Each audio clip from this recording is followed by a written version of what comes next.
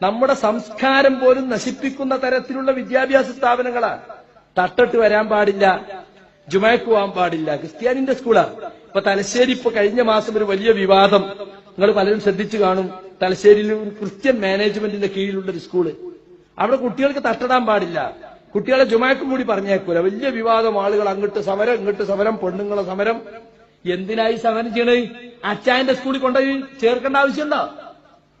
ഇവർ എഴുതി ഒപ്പിട്ട് കൊടുത്തിട്ടല്ല ഈ സ്കൂളിൽ എല്ലാ നിയമങ്ങളും ഞങ്ങൾ പാലിക്കുന്നു. അവർ സർക്കാരിന് ഒരു ഗ്രാന്റും വാങ്ങാത്ത പ്രൈവറ്റ് സ്ഥാപന, അവരൊന്നും ചെയ്യാൻ സാധിക്കൂല. എന്നിട്ട് PTA മീറ്റിംഗ് കൂടിയപ്പോ കുറച്ചാളുകൾ, അല്ലെങ്കിൽ എന്തിനാ ഈ സ്കൂൾ പോണ കുട്ടികൾക്ക് തട്ടം, മക്കനിയും മത്തിയും? ആരാ മാപ്പിള കുട്ടികളെ ചോദിക്കണേ? എന്നിട്ട് അവര് തമ്മിൽ അടിയായി. കുറച്ചാൾ ഇറങ്ങിപ്പോന്ന് എല്ലാരും കുട്ടികളെ പിൻവലിച്ച സ്കൂളങ്ങ് പൂട്ടും. 70% മാപ്പിള കുട്ടികളാണ് പഠിക്കുന്നത്.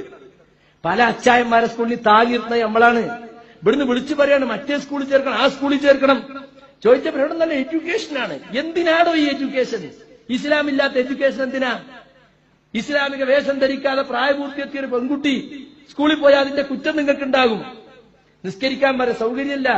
ഒരാൾ എനിക്ക് ഫോൺ ചെയ്തു, എന്റെ മോള് +2 പഠിക്കാണ്, രാവിലെ 7 മണിക്ക് പോകും, വൈകുന്നേരം 7 മണിയൊന്നും തിരിച്ചെത്തുമ്പോ. അപ്പൊ ക്രിസ്ത്യാനിയുടെ സ്കൂളായതുകൊണ്ട് 100 വയസ്സൊന്നും നിസ്കരിക്കാൻ പറ്റൂല. മറ്റു മുസ്ലിം വീടുകളൊന്നും അതിന്റെ അടുത്തിൽ ഉണ്ടെങ്കിൽ തന്നെ ഇപ്പൊ പ്രായപൂർത്തിയായ പെൺകുട്ടികൾ അങ്ങനെ അന്യ വീട്ടിൽ പോയി കരിക്കാൻ പറ്റൂല. എന്താ ചെയ്യേണ്ടത്? വല്ല ഇളവും കിട്ടുമെന്നറിയാൻ എന്നെ വിളിക്കുക. ഞാൻ പറഞ്ഞു ഇന്ന് നിർത്തണം എന്റെ കുട്ടിയുടെ +2, ഇന്ന് നിർത്തണം. എന്താന്ന് ചോദിച്ചു. എടോ നിന്റെ കുട്ടിയെ +2 പഠിപ്പിച്ചോ എന്ന് അള്ള ചോദിക്കുക. നിന്റെ കുട്ടി 100 സ്കരിച്ചോ, SS നിന്നോട് ചോദിക്കും, നിന്റെ മകളോടും ചോദിക്കും. നിർത്തണം സ്കൂളിൽ എന്ന് പറഞ്ഞു. ഞാൻ പറഞ്ഞു നമ്മളെ ആളുകളെ നിലവാരം എവിടെ എത്തിയെന്ന് മനസ്സിലാക്കാൻ വേണ്ടിയാണ്. വെറും ഭൗതിക വിദ്യാഭ്യാസത്തിന്റെ പിന്നാലെ കുറച്ച് പൈസയും കൂടി ഉണ്ടായപ്പോ എല്ലാവരും കുട്ടികളെ ഡോക്ടർ എഞ്ചിനീയർ ആക്കണം എന്നുള്ള ഉദ്ദേശത്തിലാണ്. പൂതിക്കൊന്നും കുഴപ്പമില്ല, പക്ഷെ ഇസ്ലാം ഒഴിവാക്കിയിട്ടുള്ള ഡോക്ടർ എഞ്ചിനീയർ നമുക്ക് വേണ്ട. അതേ ഞാൻ പറഞ്ഞിട്ടുള്ളൂ.